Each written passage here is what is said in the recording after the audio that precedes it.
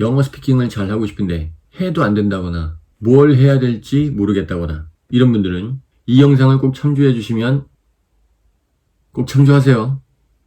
안녕하십니까. 본인은 정교라고 생각하고 있는 영어교육의 2단 브래너입니다. 영어 스피킹을 잘하기 위한 길, 뭐 그렇게 생각만큼 어려운 것도 아니지만 또 어느 일정 수준 이상의 레벨로 끌어올려야겠다라고 생각하시는 분들은 또 그렇게 쉬운 일이 아닙니다. 해본 사람들만 알아요. 또한 뭐 영어 공부를 하다 보면 스피킹만 뭐 따로 느는 경우도 없고요. 리스닝만 뭐 따로 늘고 그런 경우도 없어요. 두 개는 상호 보완적으로 같이 늘어가지만 제가 지금부터 하는 얘기는 다른 거 다 필요 없고 스피킹에만 포커스를 맞춰서 focus를 맞춰서 내가 무엇이 부족하고 내가 무엇에 집중해야 되는지 알려드리도록 하겠습니다. 뭐 지금부터 제가 하는 얘기는 스피킹에 필요한 조건들 거의 모든 것이라고 생각하셔도 뭐 무방할 것 같네요. 자, 그럼 here we go. 자, 그 조건 첫 번째, 단어를 잘 알기. 단어를 잘 아는 것 중에서도 그 첫 번째는 정확한 발음을 알고 있기. 뭐 정확한 발음을 알아야 된다고 얘기를 하는 게 원어민과 똑같은 발음을 해야 된다. 그런 얘기를 하는 게 아니라 모르는 단어가 나왔을 때 본인이 읽고 싶은 대로 읽으면 안 된다는 얘기입니다. 본인이 읽고 싶은 대로 읽어서 맞는 경우도 있겠지만 아닌 경우도 굉장히 많아요. 자, 한 예를 들어드리면 이 단어 코수염이라는 뜻인데 이 단어의 발음 뭐라고 생각하십니까? 읽고 싶은 대로 한번 읽어보시기 바랍니다.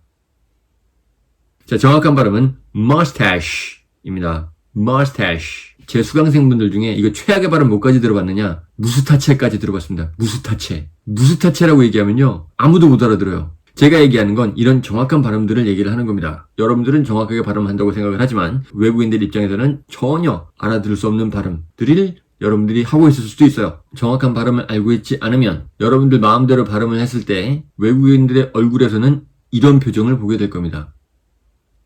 오케이.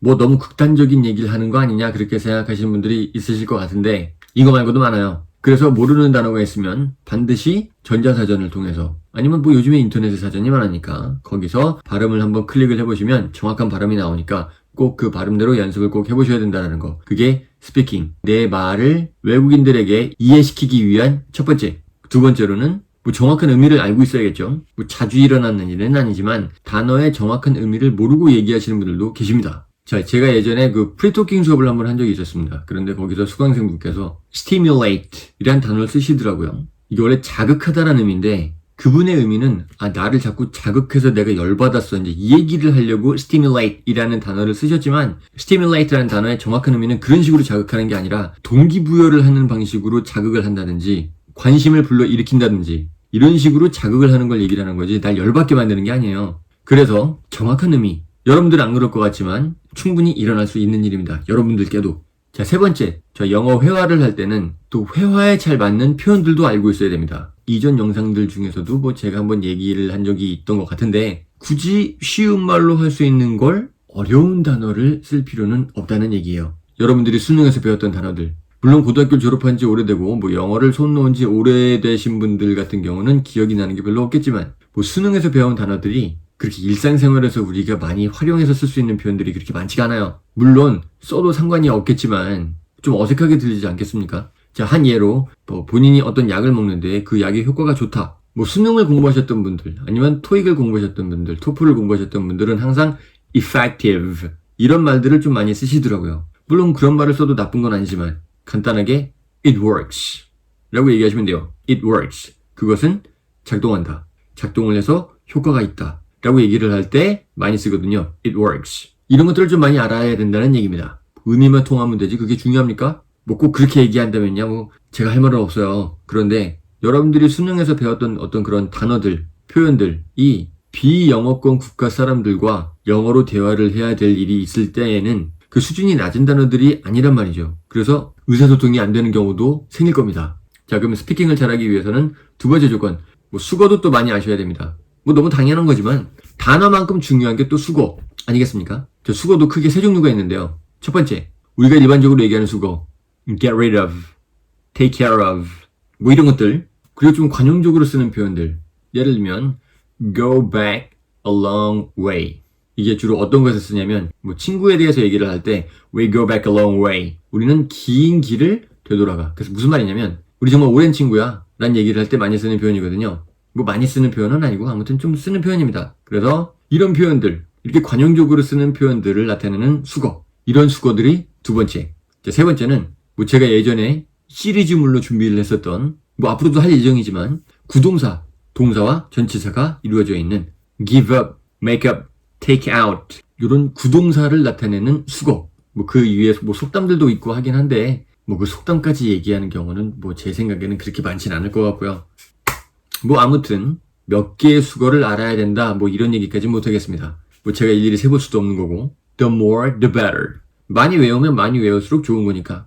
자, 수거가 끝났으면요. 자, 그 다음 조건, 뭐 다음 조건이라고 해서 이 조건들이 뭐 순서대로 나열되어야 되는 건 아니에요. 그렇지만 아무튼 그 다음 조건, 영어식 표현을 익히기. 무슨 말이냐? 영어는 딱 한국말의 어떤 한 부분이 영어에 딱 매칭이 되는 경우가 없는 경우도 굉장히 많습니다. 무슨 말이냐? 어학연수. 이런 말이 영어에는 없어요. 예전에 또 제 수강분께서 어학연수가 영어로 뭐예요? 라고 물어봤는데 제가 그런 말은 없습니다. 라고 얘기를 했더니 영어 선생님이 그런 것도 모르면 어떡해요? 라고 저를 자극하셨던 분이 계셨는데 없다니까 없어. 굳이 만들면 뭐 만들 수야 있겠지만 뭐 그렇게 자연스러운 표현은 안 나올 것 같아요. 뭐 language course, language training 뭐 그렇게 뭐 표현을 만들 수야 있겠지만 뭐 굳이 그게 우리나라의 어학연수라는 개념과는 좀 다르잖아요. 그래서 영어로 얘기를 하려면 명사로 딱 나타내는 게 아니라 그냥 study English abroad. 미국에서 어학연수를 하다. 뭐 그렇게 얘기하려면 study English in America, study English in Australia. 이런 식으로 얘기를 해주시는 편이 낫죠. 그래서 영어는 딱 한국말과 1대1 매칭이 되지 않는다는 거. 그래서 영어식 표현을 좀 아시는 게 좋다라는 거. 뭐 그림의 떡이다 이런 거 얘기하려고 rice cake in the picture. 이딴 짓 하지 마시란 얘기예요. 자, 그 다음 제가 정말 중요하게 생각하는 것 중에 하나인데 시제를 잘 맞춰서 얘기를 하셔야 됩니다. 이거는 본인이 영어를 조금 그래도 어느 정도 하신다고 얘기하시는 분들도 굉장히 시제를 틀리시는 분들이 굉장히 많은데 뭐 영어 교육의 커리큘럼에 있어서 등급을 나누는 기준 중에 하나가 시제입니다. 시제. 시제를 얼마나 잘 구사하고 어디까지 구사를 할 수 있는가. 여러분들이 알고 있는 뭐 12시제라는 거 있지 않습니까? 뭐 현재, 현재 진행, 과거, 과거 진행, 미래, 미래 진행 뭐 이런 것들. 영어가 또 과거형이 굉장히 불규칙하잖아요. 그래서 과거 시제를 틀리시는 분들도 굉장히 많고 물론 원어민들 중에서도 정확한 과거 시제를 모르고 그냥 쓰는 사람들이 있어요. Thanks, yeah. But there's a time when you snuck into the room to see what the... I sneaked into the room. Snuck isn't a word, Conan, and you went to Harvard and you should know that. You should know I went to the Harvard driving school, by the way. Oh, what the hell? Look right here! Snuck, past and past part of sneak.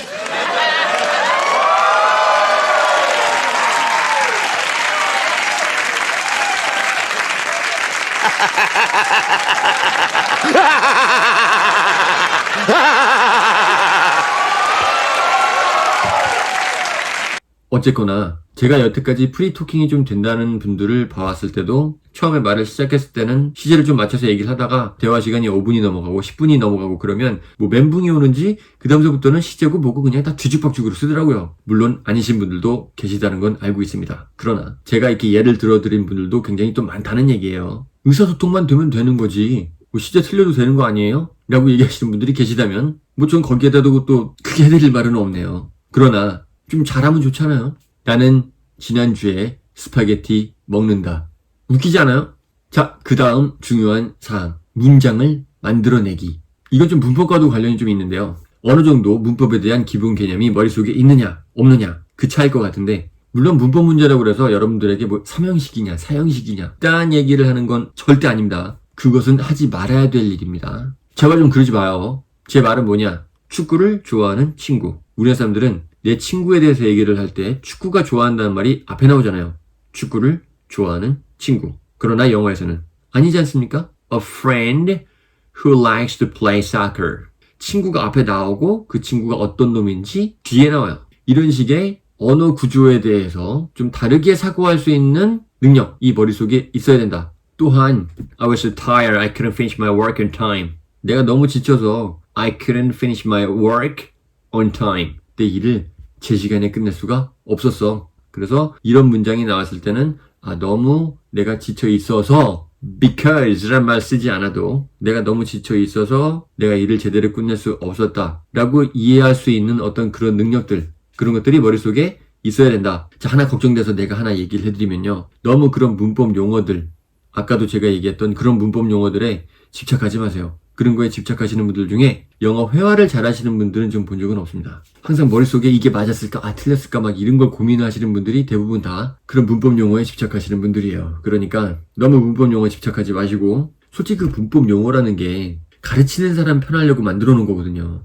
뭐 그 얘기는 다음에. 자, 그 다음 조건. 문장을 연속성 있게 얘기를 하기. 자, 무슨 말인지는 이미 잘 아실 거라고 생각을 하고 문장을 만들기 위해서는 단어의 조합을 해야 될 거 아닙니까? 그런데 거기서 너무 긴 시간이 걸리면 안 돼요. 단어 사이에 빈 공간이 많으면 안 되는 거 아시죠? 문장을 만들 줄 알고 뭐 단어를 알고 수거를 알고 문형 체계가 잡힌 사람이 이제 말을 해야 되는데 그 말을 하기 위해서 단어 사이에 공간이 길면 안 돼. 나 다음 주에 뉴욕 가 라는 얘기를 하려고 I will fly to New York 이렇게 얘기할 수는 없는 일이잖아요. I will fly to New York. 자, 무슨 말이냐? 영어는요, 수학이 아니에요. 수학은 풀 수 있는 시간이 있잖아요. 그러나 영어 스피킹은 중간에 생각할 수 있는 시간이 없어요. 그냥 바로바로 나와야 돼요. 좀만 중간에 텀이 길어져 버리면 나는 버벅거리는 사람이 되는 겁니다. 반사적으로 내가 하려는 말들이 나와야 돼요. 입이 기억하고 혀가 기억하고 있어야 되는 겁니다. 제가 이전 영상들에서도 굉장히 강조했던 반복적인 학습, 이 중요한 이유가 바로 그런 겁니다. 내가 알고 있다고, 내가 문장 만들어 봤다고 소용이 없어요. 내가 말을 할 줄 모르면. 반복적으로 계속해서 연습해서 내 머리에 박혀 있어야 활용도 가능해지는 거예요. 백날 프리토킹 연습한다고 이 문장 저 문장 만들어봐야 효과가 그렇게 크지 않아요.